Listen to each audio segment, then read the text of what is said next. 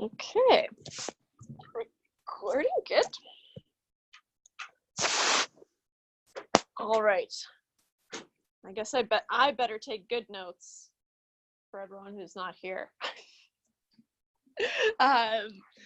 One thing I wanted to say, so today we're going to do chapter 7. We're not doing 7.4 and 7.5, but so we'll finish chapter 7 today, and then we've only got one section of chapter 8, so that's going to take one day. So after Monday, we'll have covered all the material, right? And then we're doing a review day next Wednesday, so that's why you have the practice test. Let me write all this down. So today, oops.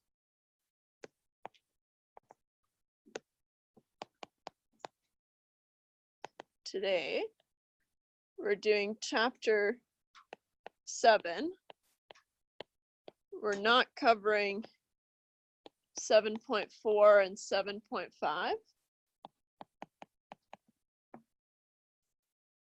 They're extra and nah.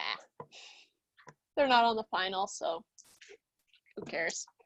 Well, shouldn't say that. On Monday, what's the date on Monday? The 25th? Okay. Monday the 25th, we're going to do chapter 8, which is really just one section on mortgages, which is more of the same of chapter 7 and chapter 6, right? So it's all kind of the same. On Wednesday the 27th is our test number 3 review day. This is when your practice test that I just gave you, practice test number 3 due. Okay. And then on Monday, April 1st, you've got your actual test number 3. Here's the deal though, we have 3 days of classes after that. I only have 2 days worth of review material. So what I'm suggesting is that we don't have a class on the day after the test. So the Wednesday night after the test, I'm suggesting we don't do any classes, and then we just have review for the week, the last week of classes. Exactly. Yeah, because our final is on the 18th. No, yeah, 18th. Right, and so starting our review kind of 2 weeks in advance, I don't know, doesn't really pay off. So I'd rather push the review to the last week of classes and give you guys, well, and myself, I guess. Well, I have marking to do, but a little bit of a break. Also, because it's kind of a long test to mark, so I know I wouldn't have them marked for the Wednesday anyways. So what I'm suggesting is that Wednesday, April 3rd, no class. You can feel sad about that, but you guys are pretty hardcore, so I think you guys deserve a break. Everyone else is taking a break, but you guys need a break too. So is everyone okay with just kind of, because I don't have any more material to give you, it would just be us hanging out here. So so we'll just say no class on the 3rd, and then we'll do Monday, what is it, the 8th? Thank you.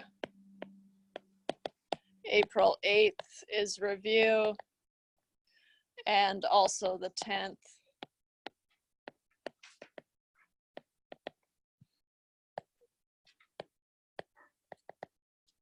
Is also review. Because I do have, it takes 2 days to go through the final exam practice test. And so that's what we do for the review, and that's what I've got. Okay, so now let's start chapter 7. Kind of boom, boom, boom, bang it out of here. All right, so The practice test does give you a good idea of the length of this test. So after today, you'll be able to do all the questions except for question 6 of the long answers, right? And so, which you'll be able to do after next day. But it's pretty fun. It's, I dare say, kind of easy. So we end on a high note. Yeah.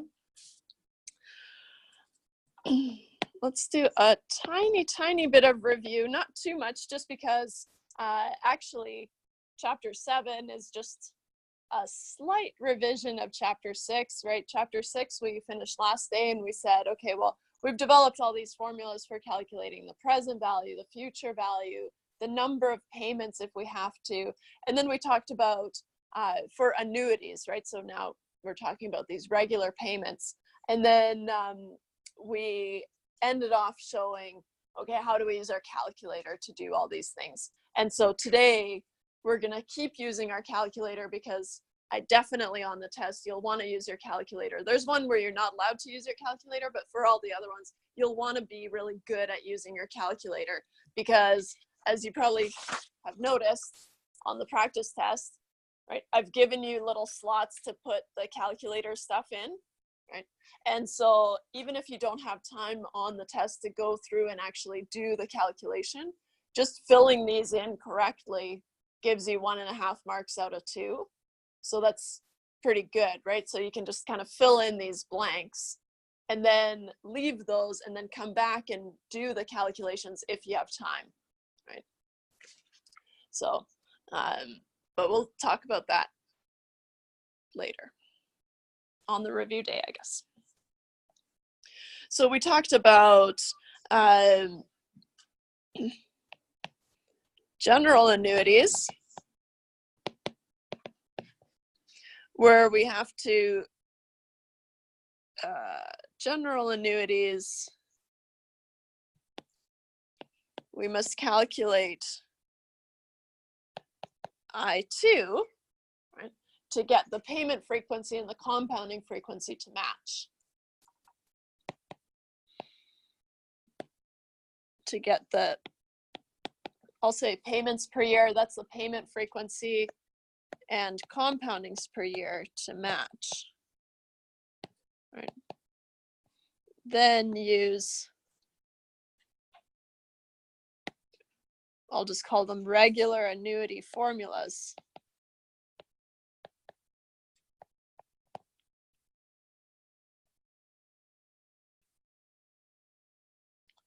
We also talked about how to use the calculator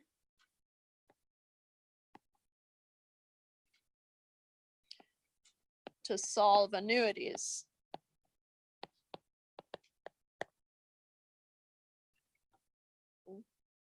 So today we're starting with annuities due.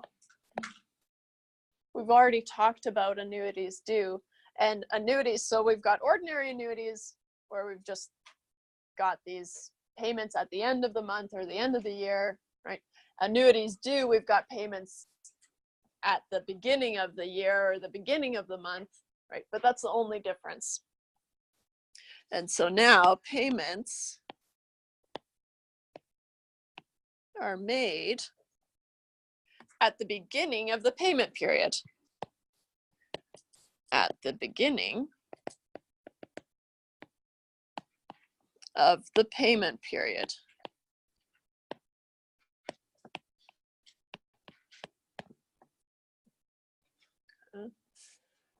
How we show that on our timeline is, so we've got our timeline here, and so we've got today, and however many n periods we're talking about. Oops. My pen is glitching there. So remember, for annuities, we show the last one and the second to last one, and -1 periods, and then 3 ticks at the beginning. So 1 period, right? Whatever, weekly, bi-weekly, daily, doesn't matter. Right? How we show that these payments, so typically, right, we started with our first payment here, and then we ended our payment here, right? Now, to show that these payments are actually being made at the beginning, we just shift them over one, and so we start with a payment here, and then our final payment would be here, right? Which is kind of at the beginning of the nth period. Okay. So PMT, so whatever payment amount we have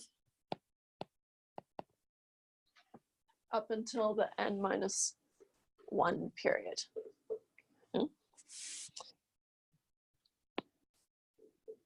Same idea though.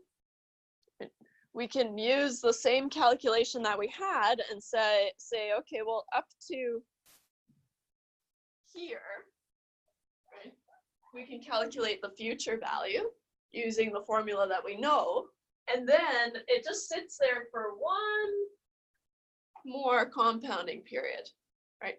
And so to adjust for that, I better make my arrow a little bit shorter. Right. Here's just my regular future value. Just make a note here that this guy is the future value of an ordinary annuity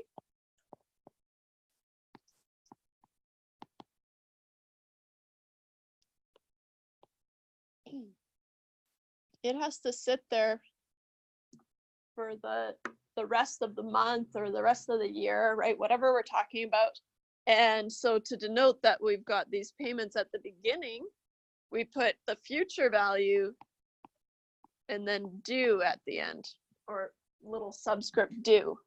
Right? The future value due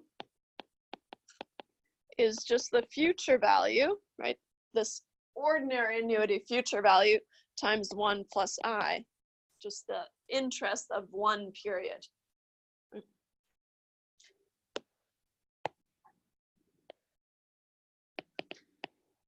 Interest earned from one period.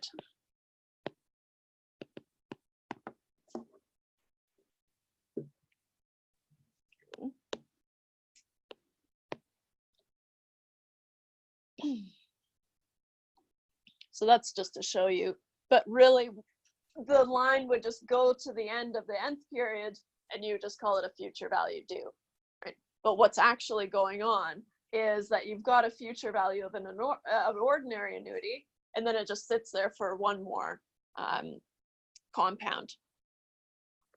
So if we know that a future value due is the same as a future value times 1 plus I, you can just substitute in the future value formula, right? And then you have the future value due formula. So the future value of an ordinary annuity, that's the one on the left-hand side, is your PMT times 1 plus I to the power of n minus 1 over I,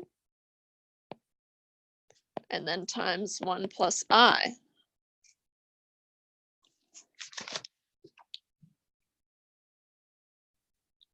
So that's the only difference between the future value formula and the future value due. But that little bit of extra interest that we might have to pay or that we might earn is going to make a difference. Okay? And so really the only change between this left-hand side of your formula sheet and the right-hand side is this 1 plus I. Right? Nothing really drastic changes. It's more in terms of when we're reading the question and we have to try to figure out now. So now we have to keep track of, okay, what's my compounding frequency? What's my payment frequency? Are they the same? Do I need to adjust them? And also, when are the payments being made? Are they being made at the beginning? Because then you have an annuity due, or are they being made at the end? Right? Then you just have an ordinary annuity. So there's a lot of things that we need to figure out from the question, right? But once we have it, the formulas don't really change that much.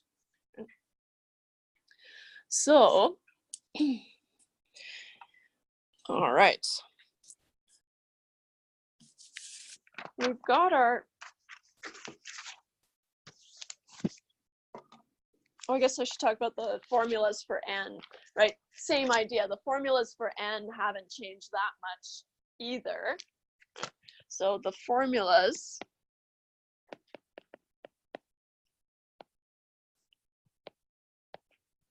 for n haven't changed much either. Not sure why I capitalized formulas there. Right, so if the future value due is the future value times 1 plus I, the old formulas just use the future value, right? And so the future value is, we can rewrite it or replace it rather with the future value due divided by 1 plus I. And so that's what you're seeing in the formula. I'm just looking at one of them because the future value and the present value behave the same way. So I'm talking in terms of the future value, but of course it applies to the present value as well. So now we've got n is the log of 1 plus I to the power, or times the future value due divided by the PMT times 1 plus I over the log of 1 plus I. But this here, this is just the future value from before. The future value over PMT was our old formula. Now we've just got the future value due over 1 plus I.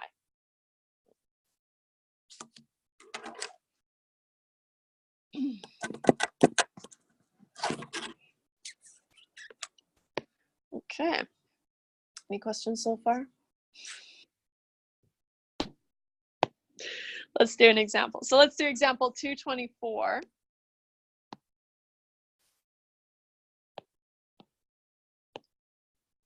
Oh, go back to the same one.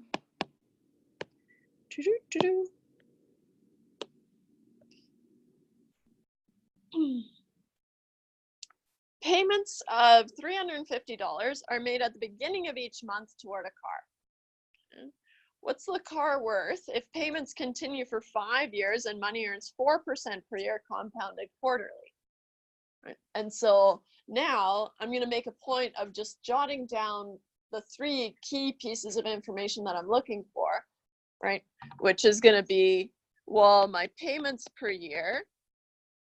I've got payments being made at the beginning of each month. So I've got 12 payments per year. My compoundings per year, compounded quarterly, is 4. Now I'm going to add in, am I at the beginning or at the end? Well, for this one, because we haven't done it before, I'm going to use the notation that the calculator uses. It's BGN for beginning, or end, END, it's short enough, right? And so, but later on, I'll just make a note, beginning or end. But for now, just to introduce the notation. So here, payments are being made at the beginning, and so I'll just say at the beginning.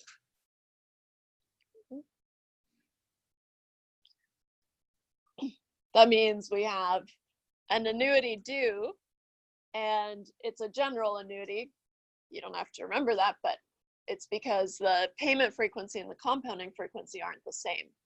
So first thing we have to do is adjust our I to BI2. So our compounding frequency is our F1, right? Because that's where our interest is starting. So it's at this compounding frequency, but now we have to shift it to be the same as the payment frequency. And so the compoundings per year is always F1 and your payments per year are always F2.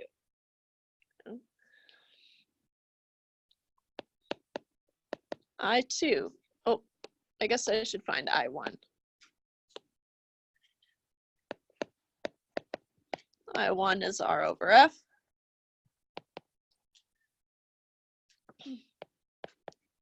.04 over, oh nice, 4. That's nice. So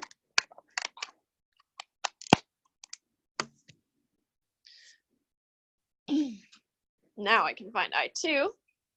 So I2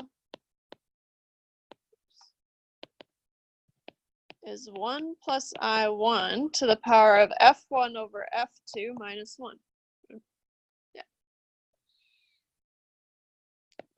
So we've got 1 plus 0.01 to the power of F1, which is 4, divided by 12 minus 1.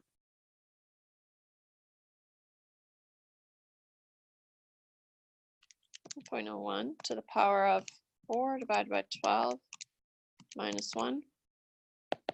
I get 0.003322284, which I'll store in 1.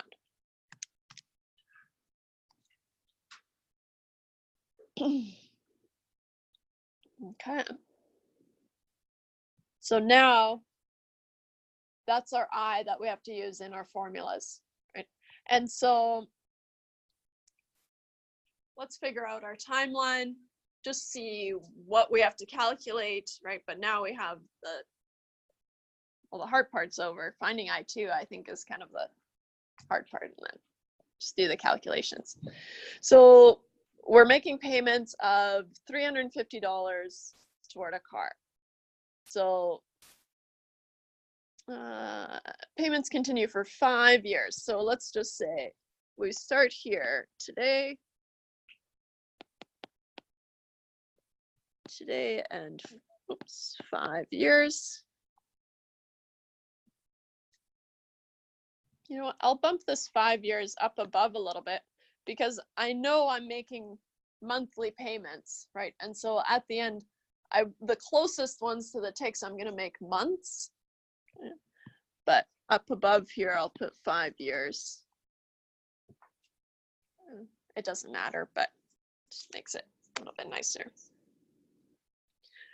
And so usually here, when I read this question, it's not clear to me if we're saving money and then we're going to go buy a car.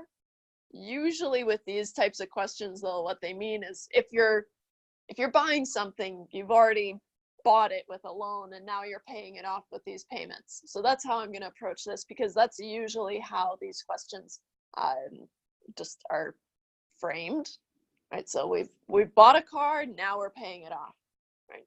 What was the value of the car that we're paying off? And so we've got monthly payments. So for 5 years, so 5 times 12 makes 60 months. So 2 ticks at the back. So next one is 59 months. 1 month, 2 months, ...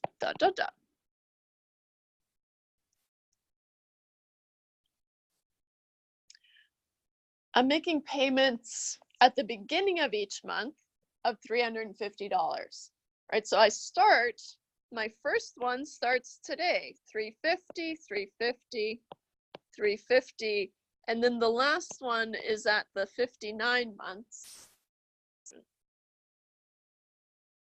at the beginning of the 60th period. So these guys, are all paying off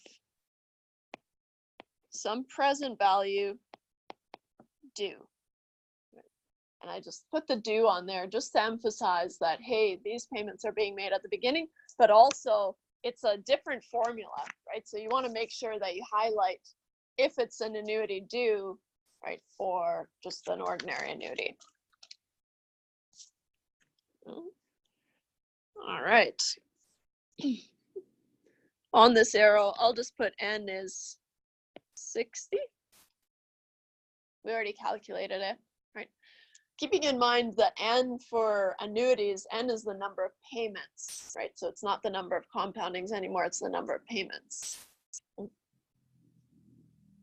Although technically, if you've already found I2, now your payment and your compounding frequency are the same. So it is the number of compoundings, but it's just easier to think about as if they're just the number of payments.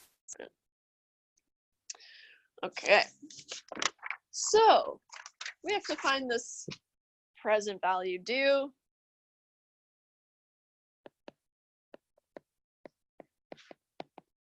On our formula sheet, the present value due is the PMT times 1 minus 1 plus I to the negative n over I, and then times 1 plus I.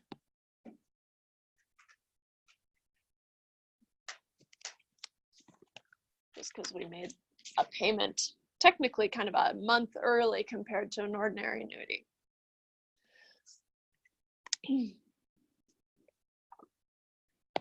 So we've got our payment amount of $350 times 1 minus 1 plus, better do recall 1. You know what I'm going to do? And what you're allowed to do too? Instead of writing these out, because we've got I in 3 spots, right? And I is really long. We already said we stored it in 1. So what I'm going to do is I'm just going to say recall 1. Cheat a little bit. Recall 1 to the power of negative 60 over recall 1 times 1 plus recall 1.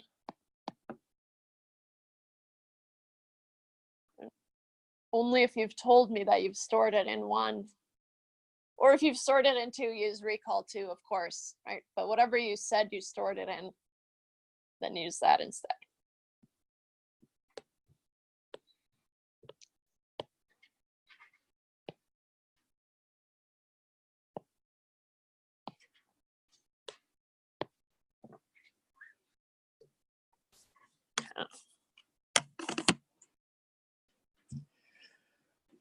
Okay. Start inside the little brackets and kind of bubble our way out. Right, so 1 plus recall 1 to the power of negative 60. 1 minus that divided by recall 1. I guess I can do a pause. You don't have to. Just a little pause so you can make sure you're on the right track. Times 50, so 350 times 54.31671541 times 1 plus recall 1. Still cheating. Well, it feels like cheating at least. I'm going to store that too. 1 plus recall 1 times recall 2 times 350. 19,074.00983. So in money, 19,074.01.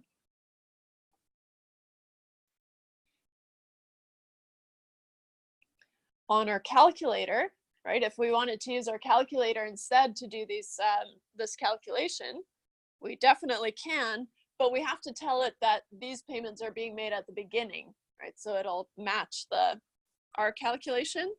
And so on our calculator,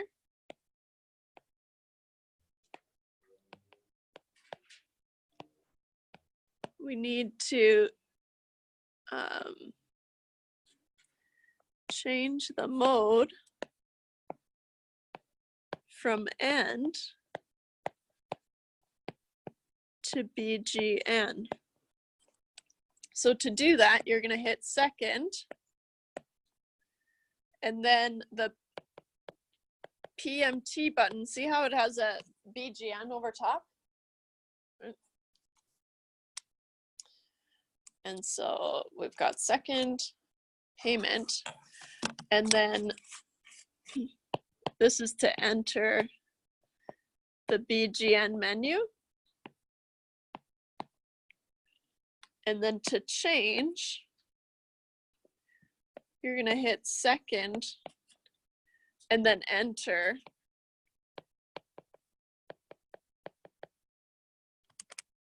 And it'll just switch back and forth. So second enter, we're going to swap between the two.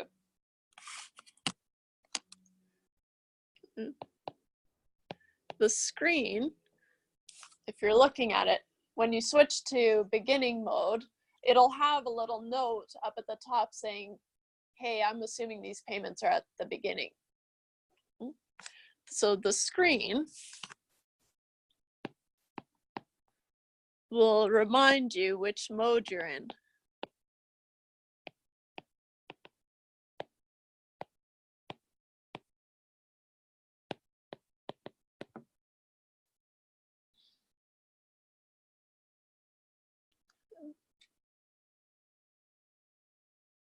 So that's why on here, right, in the practice problems, you've got this final box where you have to fill in the beginning or end mode.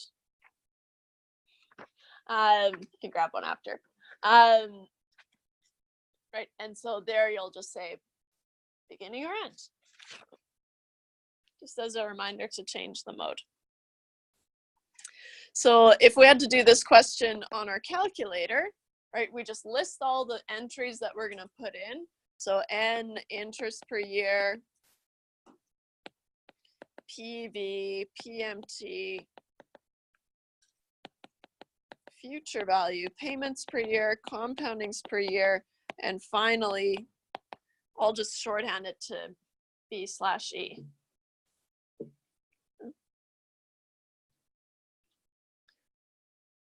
So for us, we said we have 60 payments.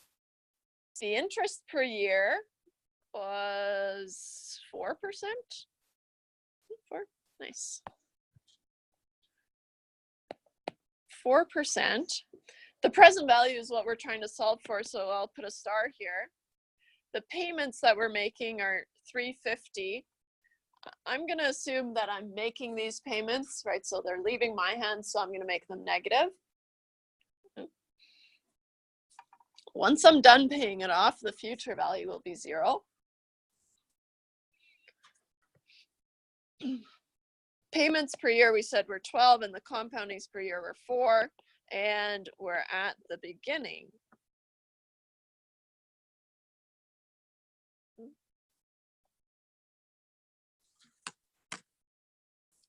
So make sure you've changed it to the beginning mode. Even when you exit out of there, it should still say BGN up at the top, just to remind you that you're in the beginning mode. So now, for some practice, we'll just enter these values. So 60 and for N, 4 is the interest per year, 350 negative is our payment, 0 for our future value. Our payments per year are 12, compoundings per year are 4. For some reason I already had that in there. And check that you're in the beginning mode, and then we can compute the present value, and I get a present value of $19,074.00983.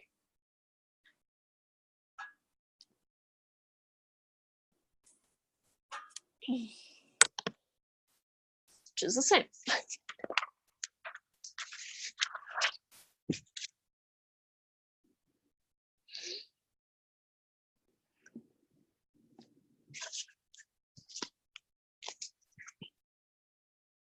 We're not going to do example 225 just because I'm worried about running out of time.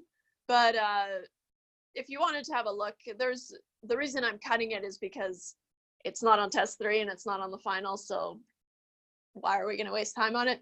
But it is kind of a fun kind of combining just regular compound interest and annuities. So you can have a look at example 225, but instead let's do example 227.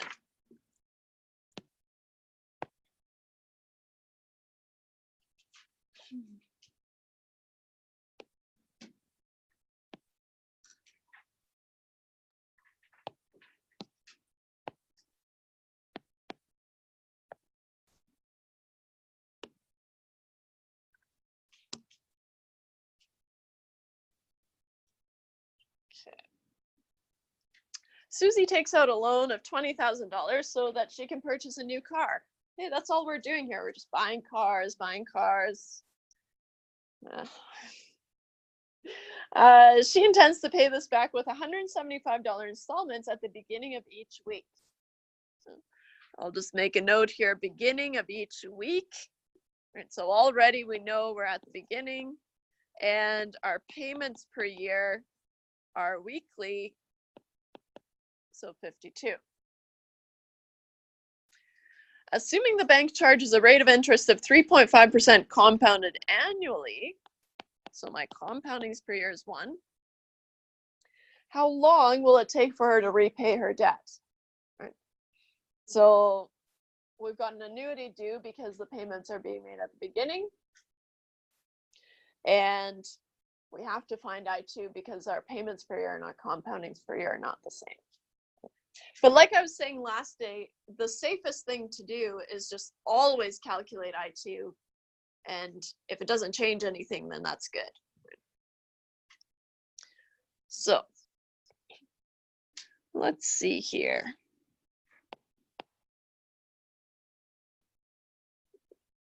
Mix things up, start with a timeline, calculate I2 after, why not?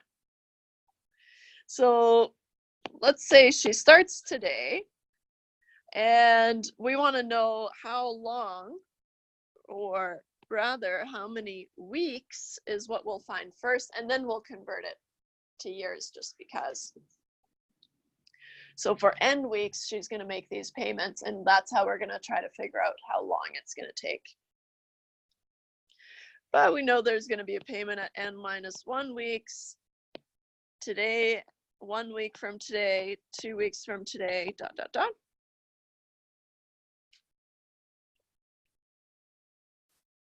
And we know the payment amount is 175, and they're being made at the beginning. So we start today 175, 175, 175. And then the last payment is at n minus 1 weeks.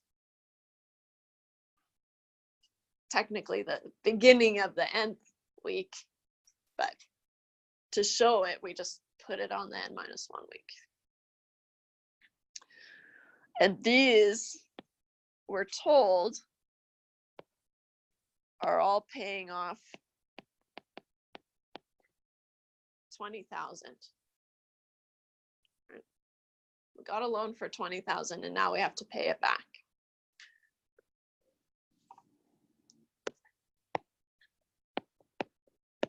So our $20,000 is a present value due.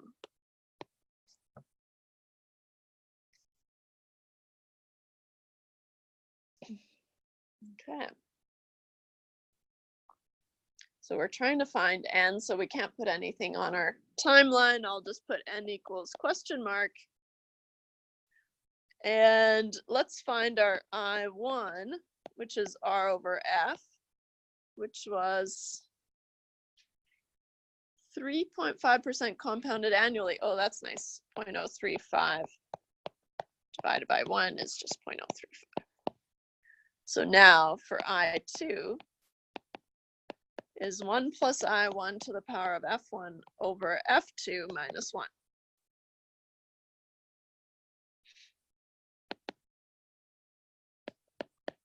One plus 0.035 to the power of F1 was 1, right?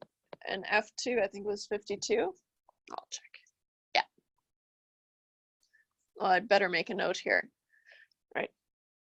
Just until we're really confident, right? Our compoundings per year is our F1 and our payments per year is our F2. That's always the case. And then minus 1. Jumping around here.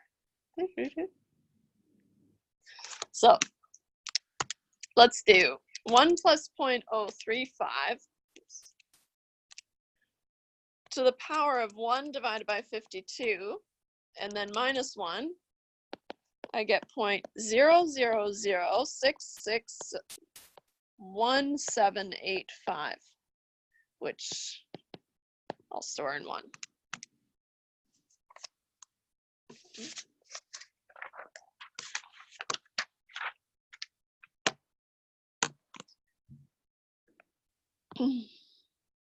Since we know the present value due, right, we have to use the N formula that uses the present value due.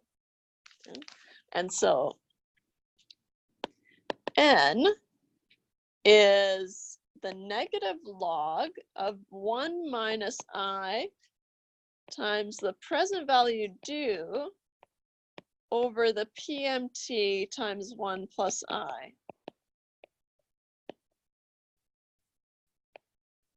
All over the log of 1 plus I.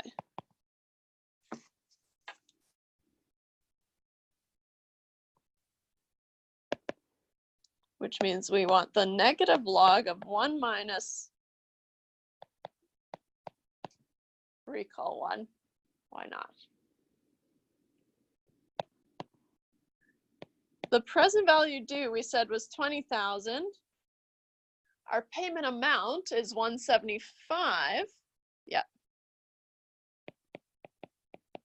times 1 plus recall 1.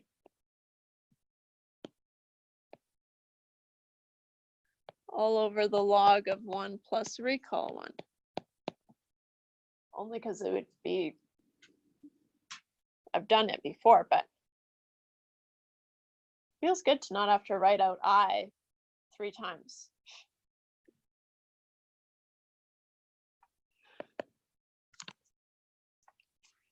So you're going to start over here with the 20,000 divided by, we'll start with the brackets in the denominator and kind of balloon out from there.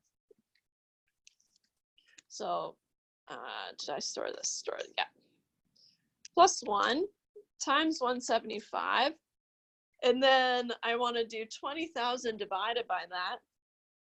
20,000 divided by that guy times recall 1. And then 1 minus that.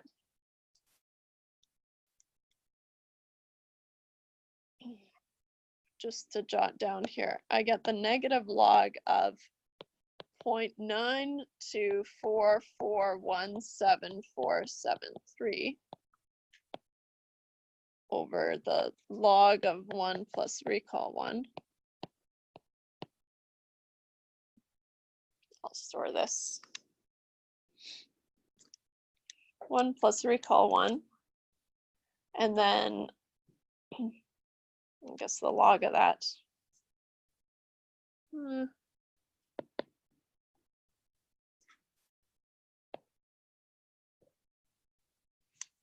Just because I did it already. In the denominator, we've got 0.12330661566.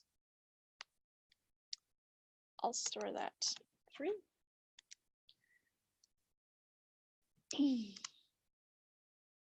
And then take the log of the 0.9244, and then the negative of that is 0.078591499 divided by recall. I get 118.7961759.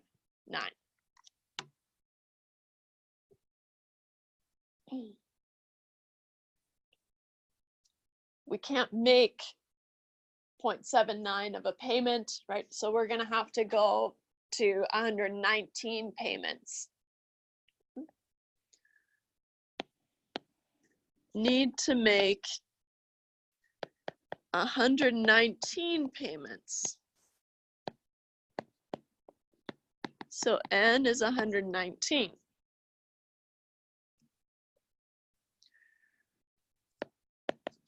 N is time times the frequency, where N here is the number of payments.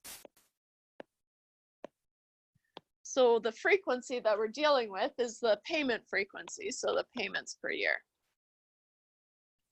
So we've got 119 times T, and then the payment frequency was weekly, 52. So 119 divided by 52. T is 2.288461538 years.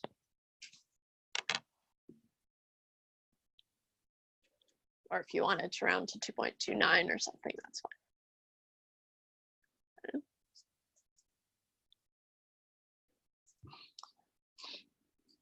Any questions about that one?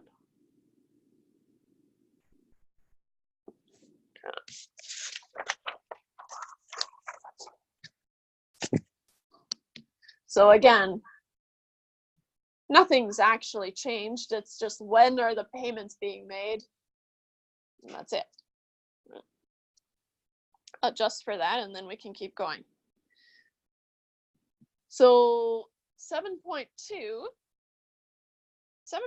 and 7.3 are just kind of these special cases, really where we're just tying together, well, 7.2 specifically, where we're just tying together some compound interest with some annuities. So 7.2 is on deferred annuities.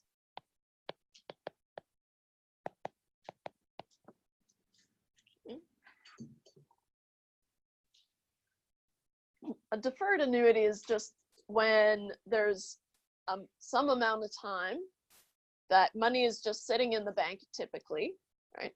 And then after some length of time, it just starts giving you payments after, it's grown to some amount, right? And so the deferral is just where you're sitting and you're waiting for some amount to grow, and then you get the payments. Or things like make no payments for 1 year or those kinds of offers, then you've got a deferred annuity, right? Where you have to, so you're deferring it for a year and then you start making your payments. So defer annuities are when the payments, it works either way. The payments you make or get, depending on what we're talking about, are delayed. We have a deferred annuity.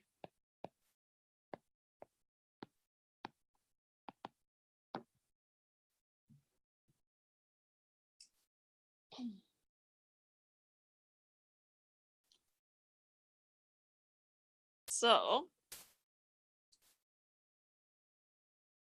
could map it out, but let's just jump into an example and it'll be easier to see what's going on if we have a look at example 228.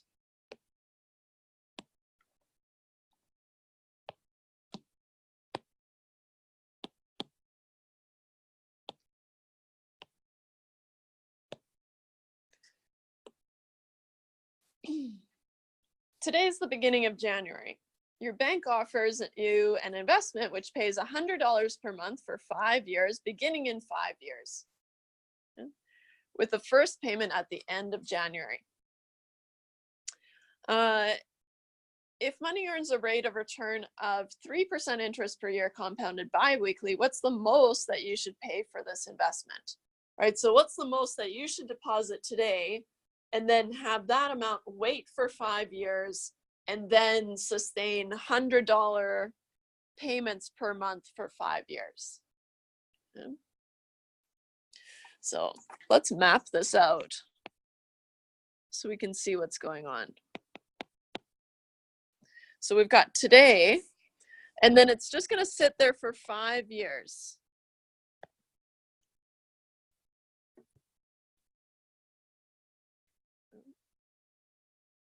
So at the 5-year mark, we're going to start getting these payments. And we're going to get payments per month. So what I'm going to do is, instead of 5 years and 1 month, 5 years and 2 months, I'm just going to start my 1 month, 2 months at the 5-month mark. Right? So something like this. So 1 month, 2 months, for another 5 years. So grand total from today, that's 10 years from today. But the length of the payments is just 5 years, right? And so in terms of the months, I've got 60 months. And the second to last one here is the 59 months.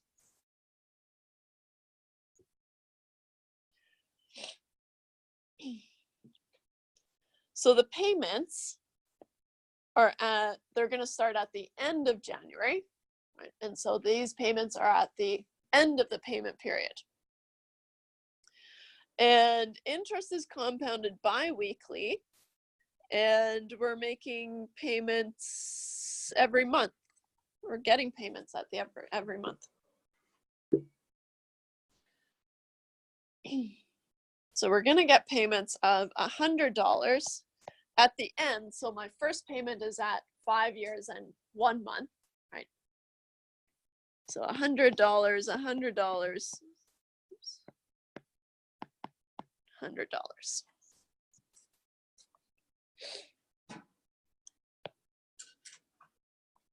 These $100, we can map back to the 5-year mark, right, to be some present value, not a present value due, right, because the payments are being made at the end of the month. So it's just some present value,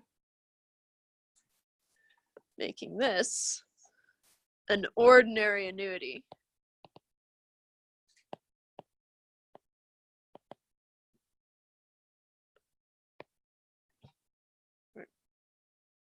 Not an annuity due. So here we've got N is 60 payments. The question is, okay, so you've got some amount that you're going to invest, and then 5 years later, it's going to be able to yield $100 payments every month for 5 years. But if you're investing some amount today, it's just going to sit in the bank and earn interest until it's become this amount, right? And so we've got this kind of chain, right, where, okay, so some present value here grows to some future value, which must be equal to that present value, right? But those values are the same, it's just how they behave. Right? So these values here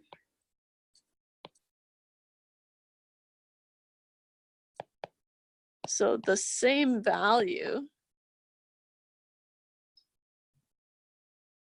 present value becomes the future value to that present value. Right? It just depends on where they are on the arrow.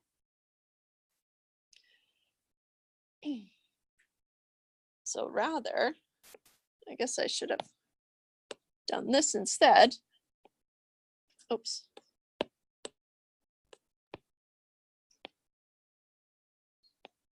Made the arrow go this way because we're trying to figure out what this amount is.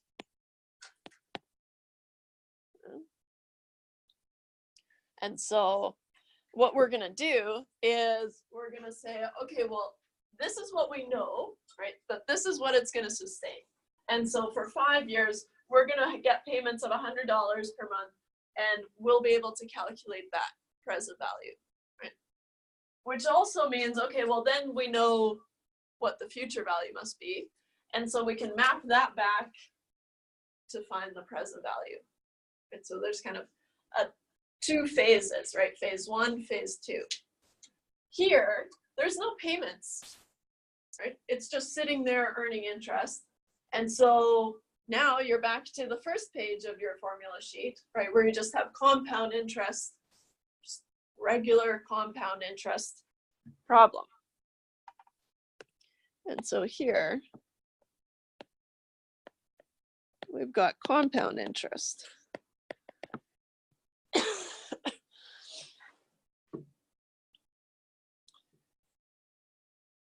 Of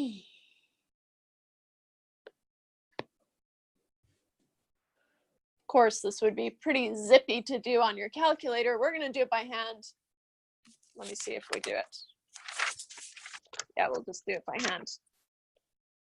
But you can definitely do it on your calculator. And it would be way faster.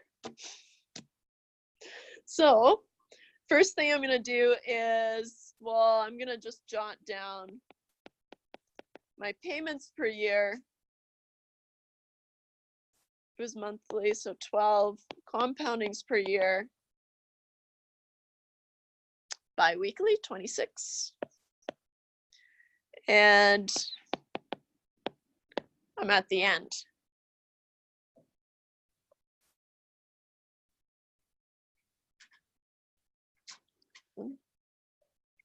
What I'm going to do, right, because I've got two PVs on here, so that's not very helpful. So I'm just going to put little subscripts in the order that I'm going to calculate these, right? So PV1, and then I'll put an FV2, but that's just going to be equal to PV1, right? And then I'll find PV3. So PV1, FV2, and PV3.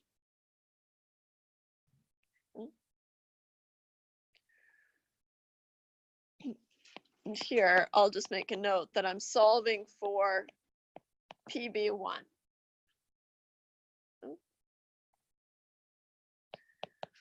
I1 is R over F, 0.03 divided by 26.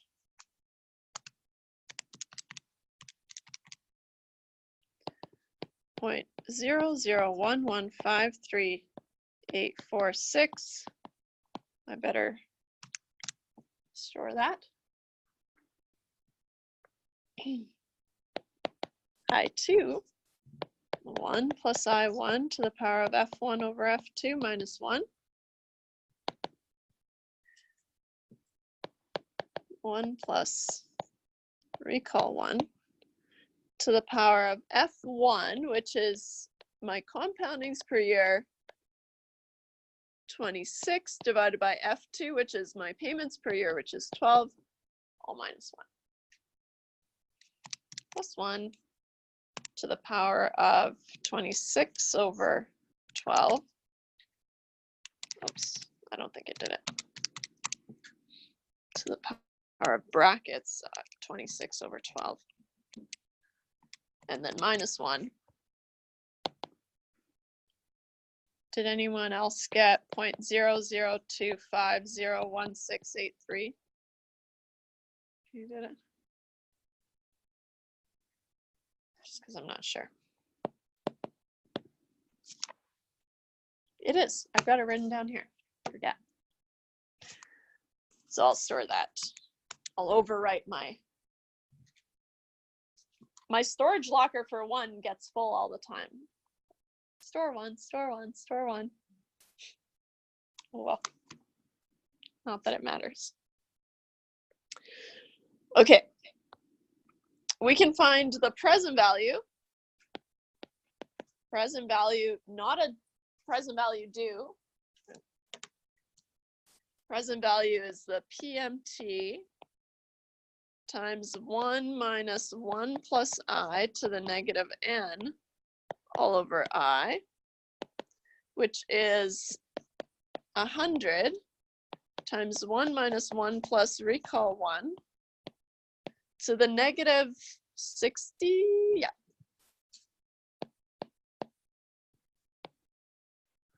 over recall 1.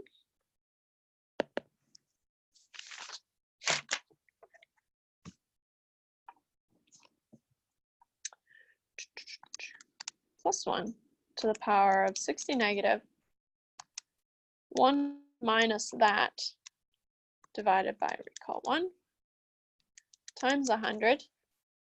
I get 5,564.957846, which in money is 5,564.96.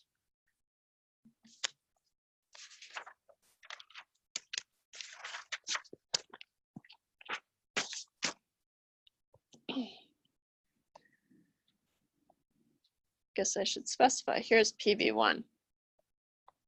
So now we know, okay, at the 5-year mark, we have to have 5,564.96. And so whatever we invest 5 years earlier, right, has to have grown to that amount. And so we know FV2 equals PV1, which is 5,564.96.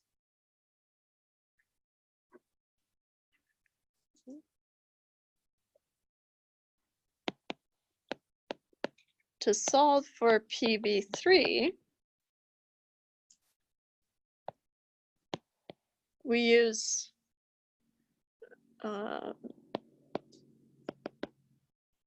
basic compound interest. I don't want to say simple, because that's simple interest, but just because we've always got compound interest, right? So it's not that helpful to call it compound interest, but it's just, we put in some money and it grows to some amount. Right? So basic compound interest formulas.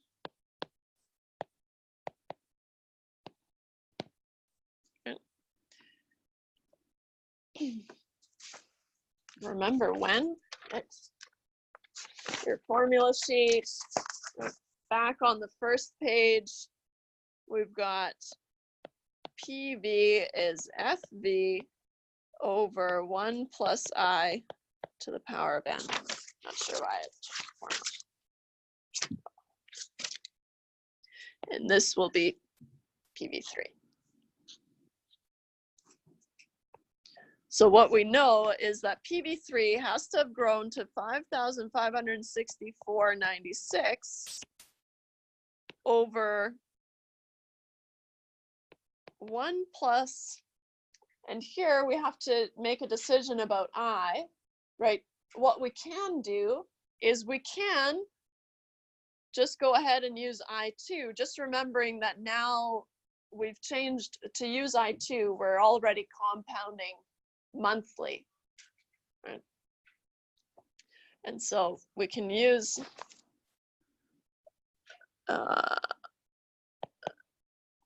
actually, I'll make a note here.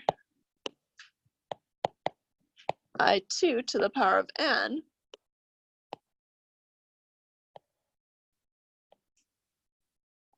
let's talk about it over here. We can use I2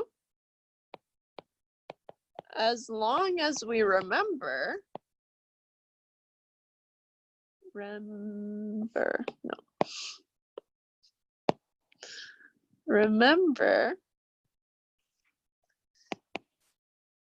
that I2 is compounded monthly.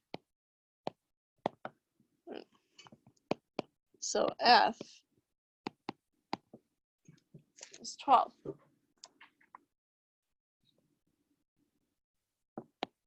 So N is time times the frequency still, right? And we're talking about 5 years. It's just going to sit there for 5 years times 12, which is 60.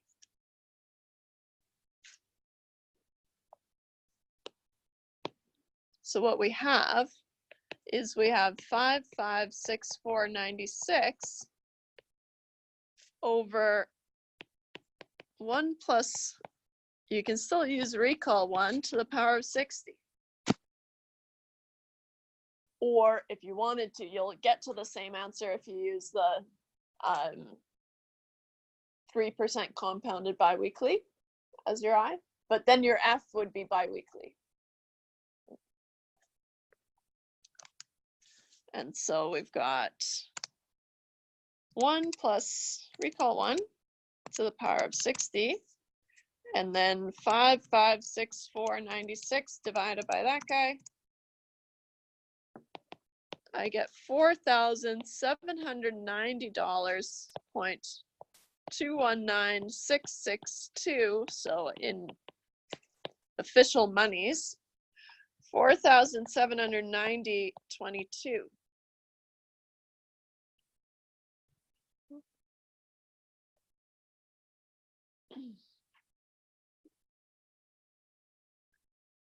So that's what this setup that we were talking about is worth today.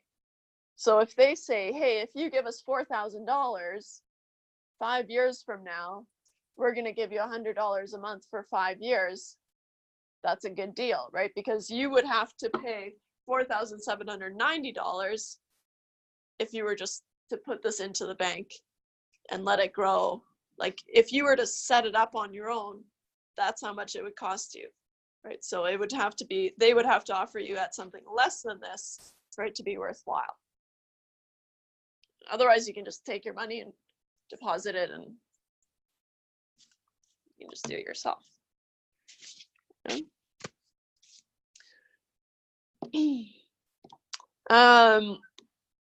I've made up a problem, so we're gonna have to write it out. But just to get us prepared, both for the test and for the final. It's a bit of a doozy though. Here we go. Here is a comprehensive example I have made up.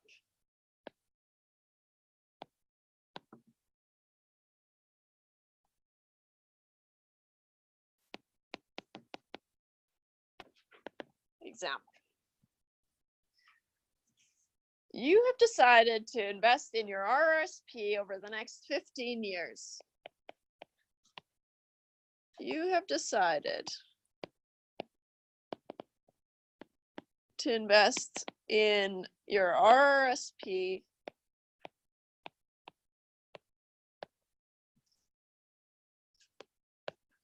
over the next 15 years.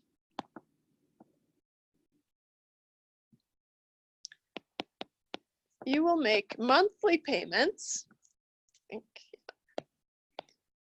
You will make monthly payments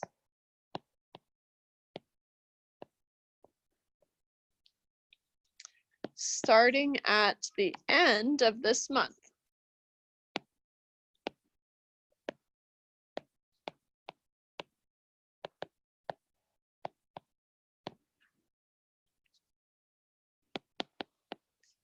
You plan to retire in 27 years.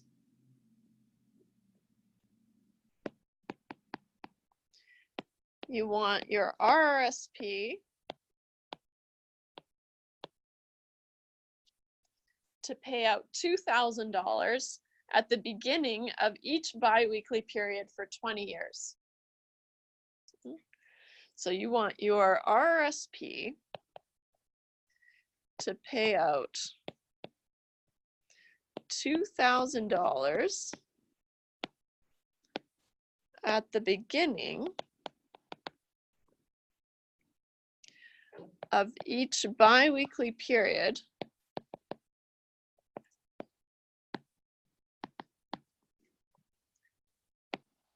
for 20 years.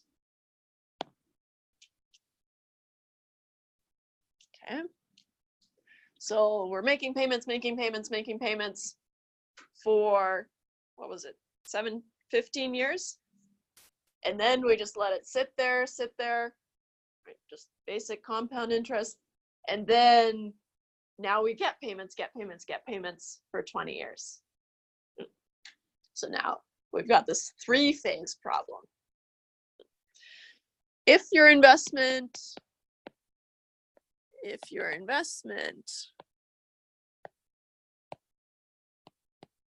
earns 6% compounded semi-annually,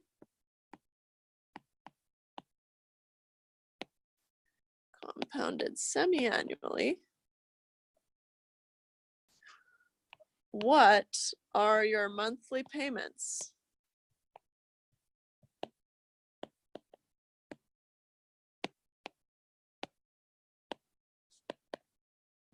Oof.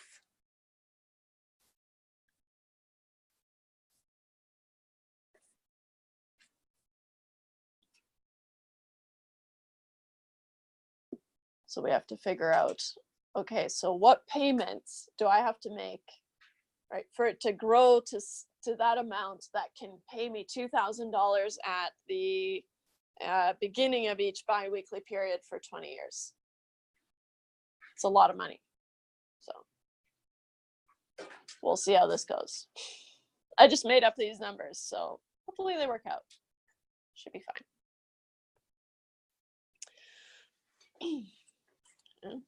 But this idea of making some unknown payments, they sit there for some amount of time, and then we're able to use that amount to get payments, right? That's the idea of the whole question. Let's map this out so we can figure out what's going on here.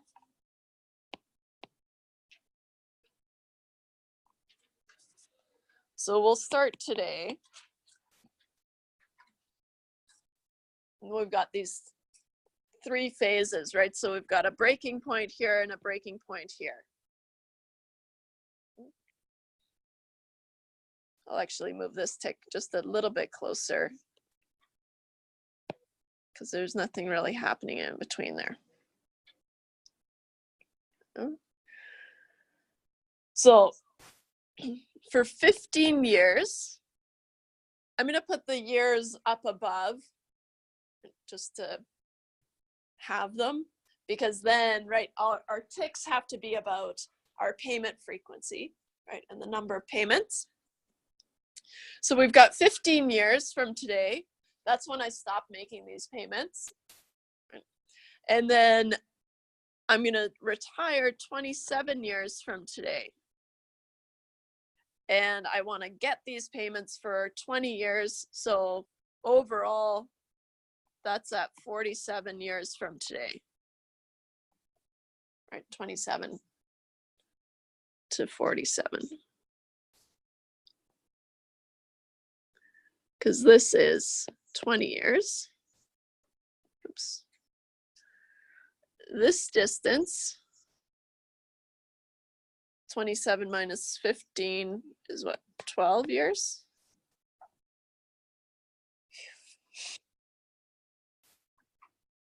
And then, of course, this is just 15 years. Huh? All right. We'll start from the top. So I'm going to make monthly payments starting at the end of this month. Right? So in 15 years, we have how many months? So 15 times 12 months, we have 180 months. So 179 months, 1 month, 2 months, ... Things get crowded on here. I need a bigger screen.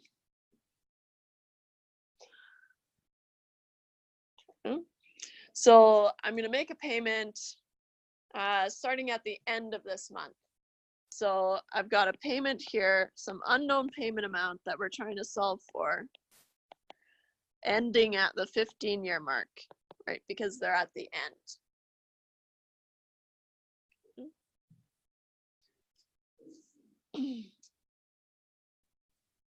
Then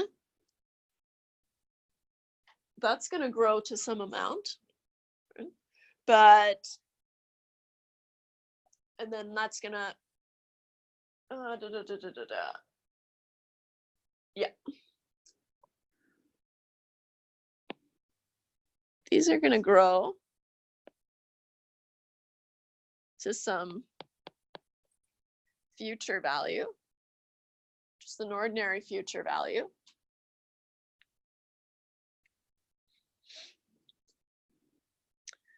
This future value kind of becomes the present value of just the basic compound interest. I'll do that. Future value equals present value of just the basic compound interest, where it becomes some future value.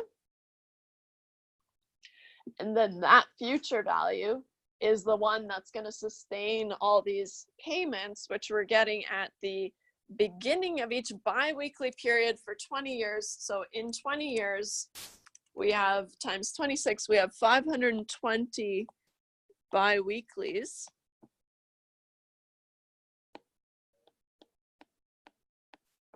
So 519 biweeklies.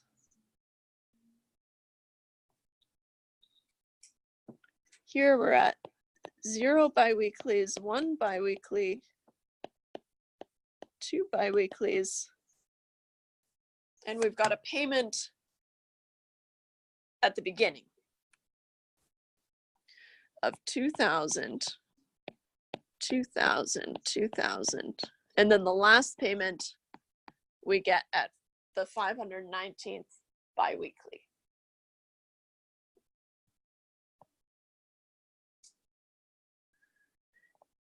These are going to funnel back to some present value due, right? Because the payments are at the beginning,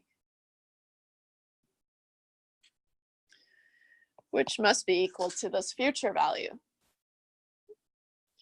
So our arrows are actually changing, right? We're going to go from here. That one's fine.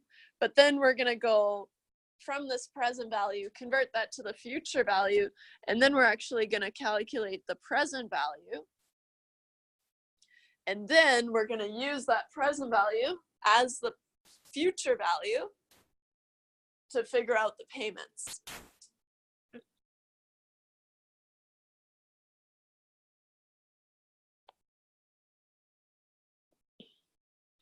So this is kind of phase 1, phase 2, and phase 3.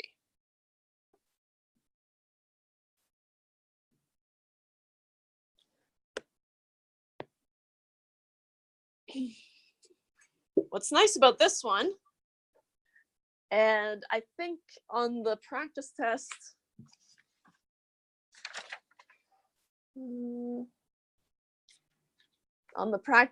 the interest rate changes.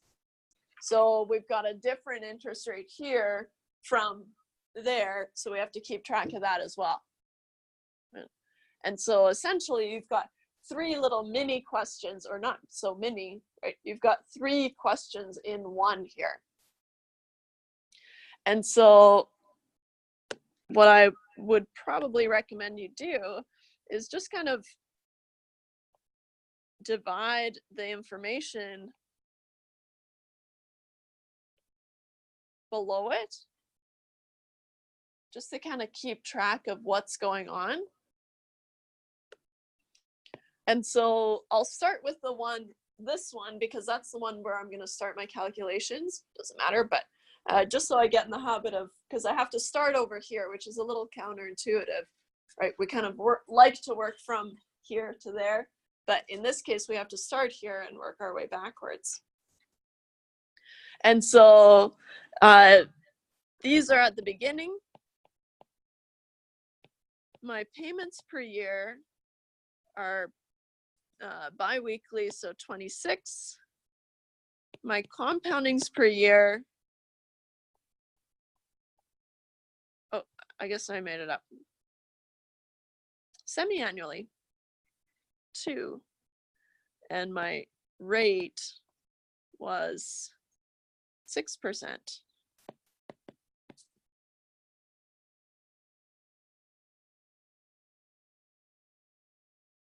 So if you have different rates, it's definitely important that you write down the rates. Here they're the same, so it's fine.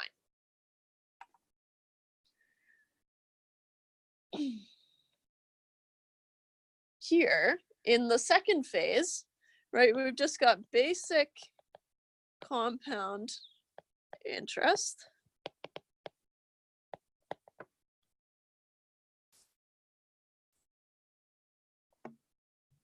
For simplicity's sake, I would stick with the 6% compounded semi-annually, and I wouldn't use the I2 that you calculated earlier, because here you're going to have to calculate an I2, right? I would probably just leave that alone and just use R is 0.06, F is 2.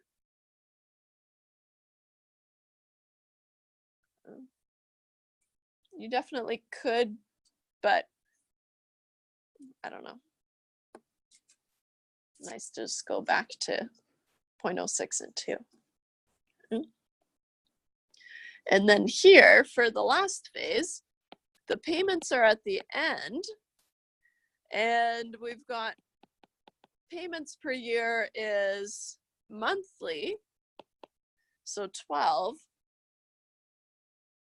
Our compoundings per year are still 2, and our rate is still 0.06. But notice that you're not going to be able to use the same I2, right? The I2 that you calculated over here converted to compounding biweekly. Here you have to convert to compounding monthly, right? So you're going to have to calculate 2 I2s. 2 I2s. Okay. Okay. It's a lot of work, but we can do it. You can definitely use your calculator for this problem, right? A lot easier if you just use your calculator, but I would argue that, yeah, mapping this all out and kind of getting a handle on what's going on here is the hardest part, right? Trying to figure out, okay, these payments are at the beginning, and here we've got monthly, here we've got biweekly.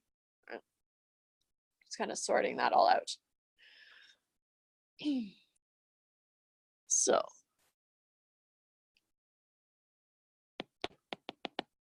first solve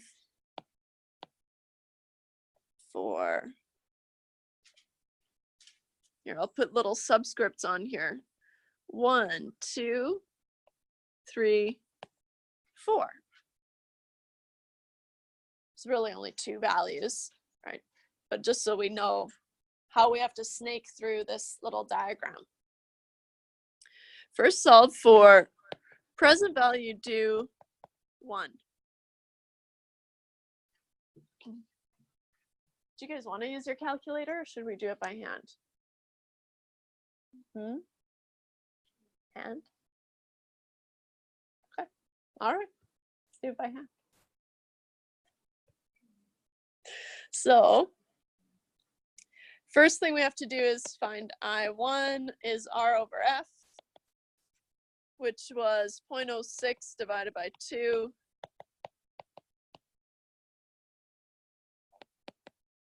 I2 is 1 plus I1 to the power of F1 over F2 minus 1.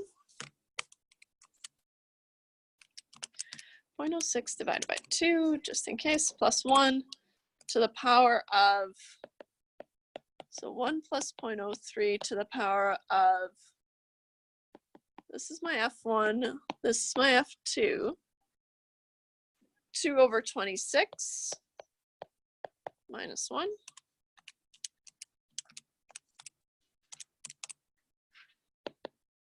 Which is 0.002276,341. Store it in 1.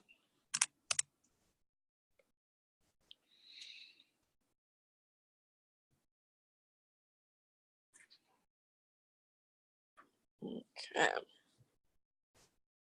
Now I can find my present value due 1 is my PMT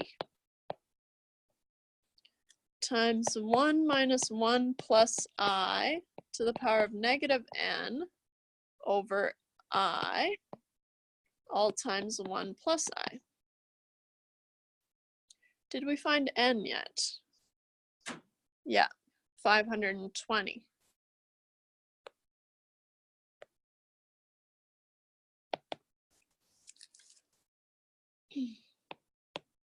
Our payment amount is 2,000 times 1 minus 1 plus recall 1 to the negative 520 over recall 1 times 1 plus recall 1.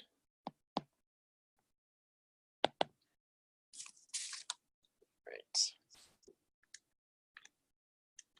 Plus 1 to the power of 520 negative 1 minus that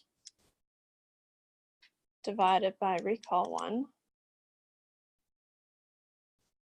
times 1 plus recall 1 and bracket, doing it all in one go, times 2,000. It's huge. 610,648.128. So that means that we need $610,648.13 in order to get $2,000 biweekly for 20 years. That's pretty good.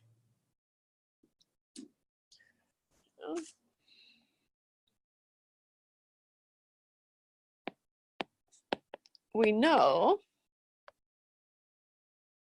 right, that future value 2 must be the same as present value due 1.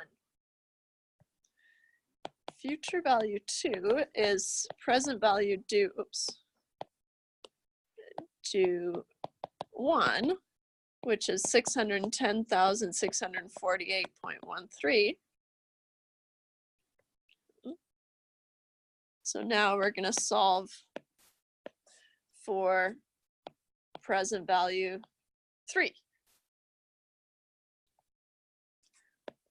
I now is going to be R over F, which is 0.06 over 2, which is just 0.03.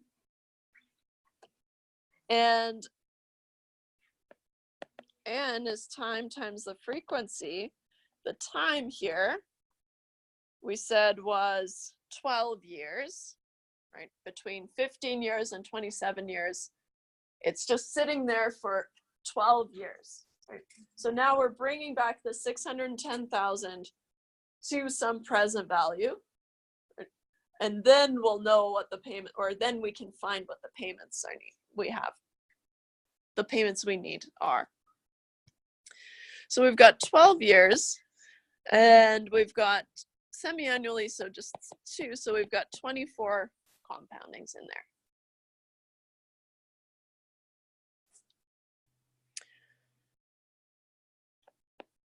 Present value 3 is the future value over 1 plus I to the power of n. Future value, we said, was 610,648.13 over 1 plus 0.03 to the power of 24. 1.03 to the power of 24. And then 610,648.13 divided by that. Seems reasonable enough. I think I hit a button twice, so I better redo it.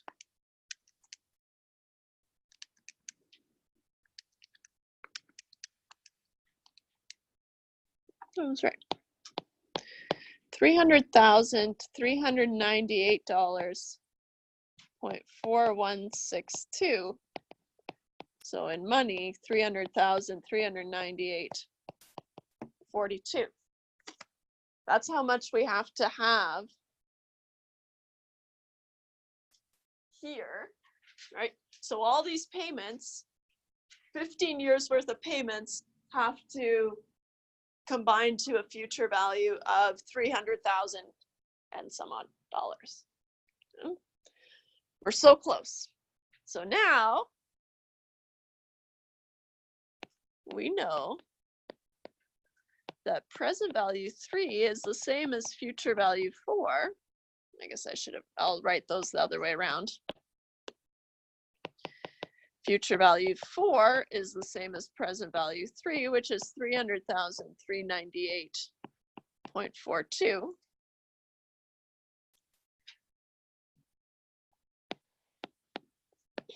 Now we can use future value 4 to solve for PMT.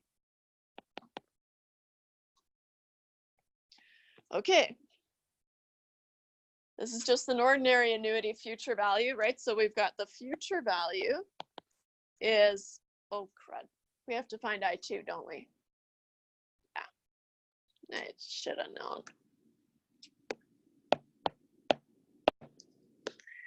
I knew it. I1 is R over F. It's still 0.06 divided by 2, which is 0.03.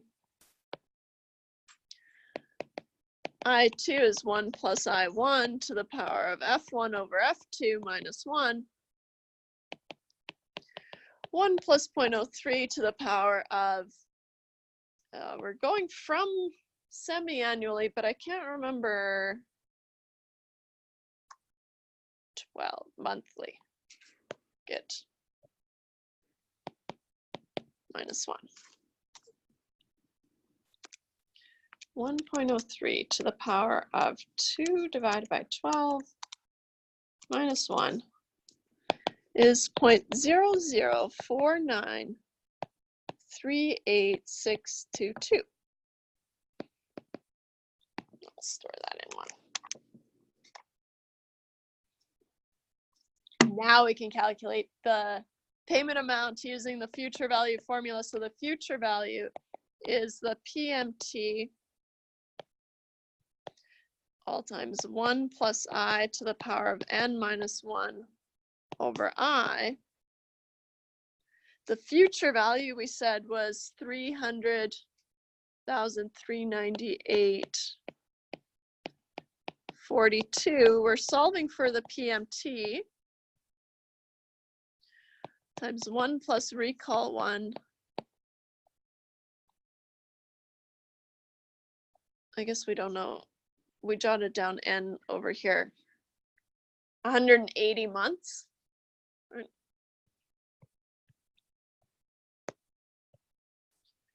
So to the power of 180 minus 1 over recall 1.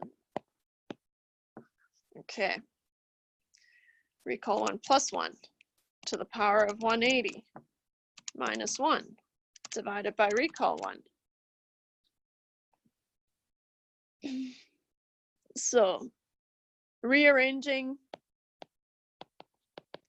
I get the PMT is 398.42 divided by 289.0001426. 398.42 divided by previous answer. Each payment I make must be 1,039.44 or 0.440387.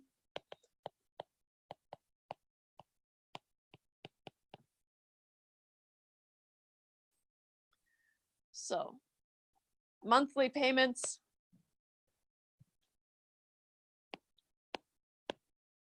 My monthly payments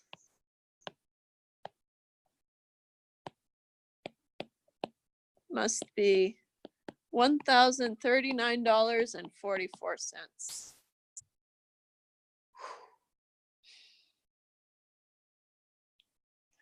You can go through and do it on your calculator just to make sure that you've got it. Right?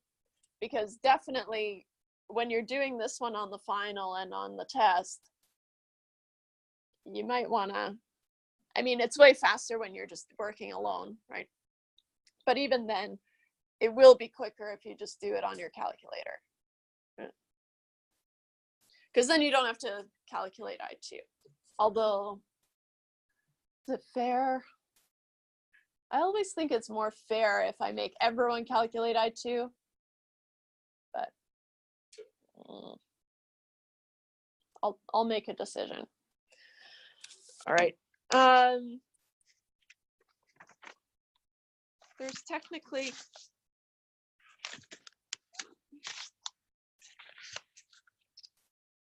you know what? We've got time. Actually, how about we start talking about perpetuities and then, well, because they're actually really fun. It'll just be really quick. I know, but we've still got time. I work you guys too hard. But also, it'll be nice to have it over with. So, section 7.3 is on perpetuities. Oh, perpetuities.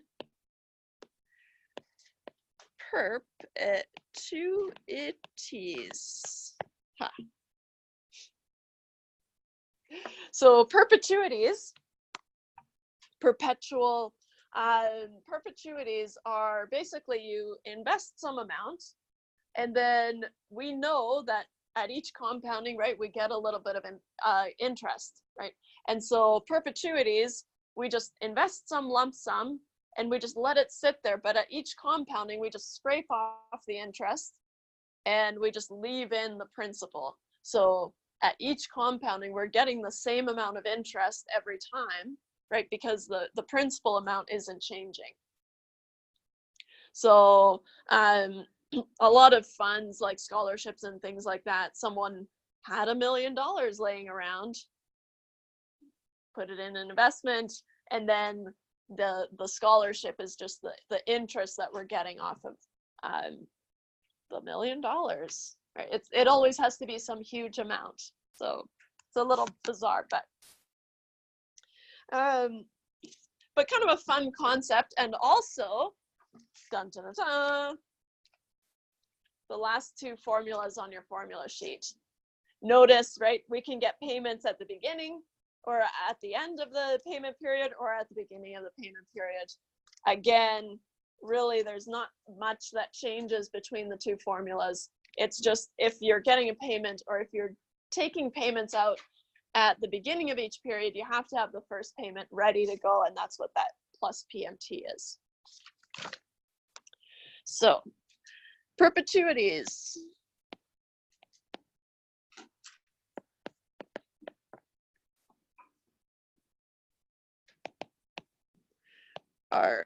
I think of it as when we skim the compound interest,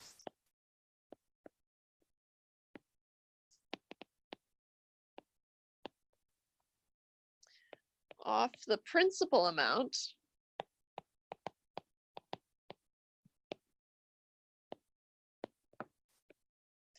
at each compounding,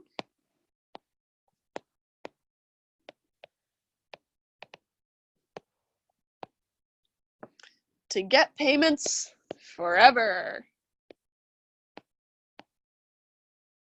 Woohoo. Kind of a fun thing. Your formula is a present value of the perpetuity is the payment amount over I.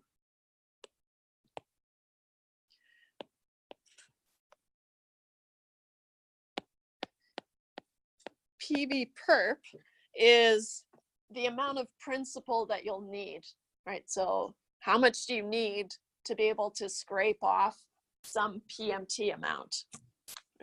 So it's the how much principal you will need. PMT is the periodic payment.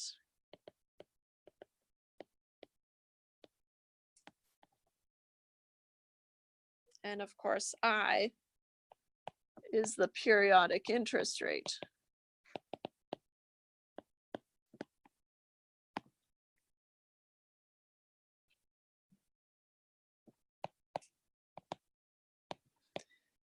Might need to find, oops.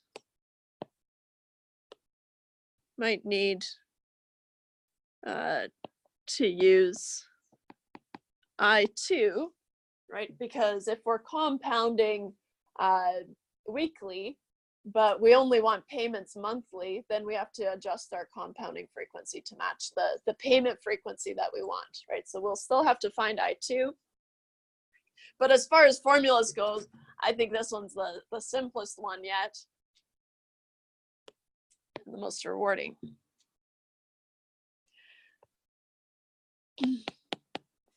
If payments need to come out at the beginning of the payment period, we've got a perpetuity due. So if payments need to come out at the beginning,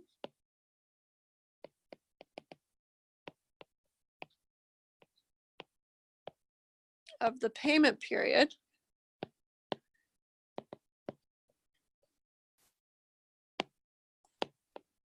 we use PV of a perpetuity due is the PMT over I plus PMT. Right. Need to have the first payment ready. And then you're just back to a regular perpetuity. First payment ready.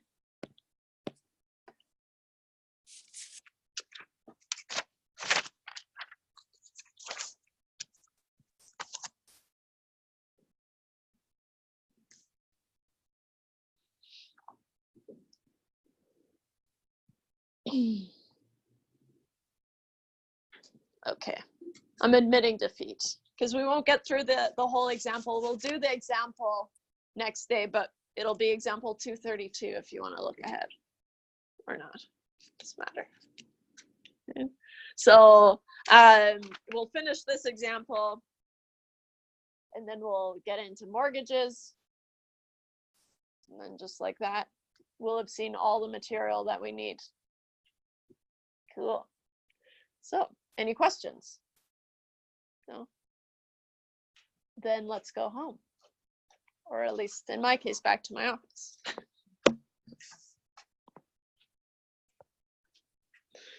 Da-da-da-da.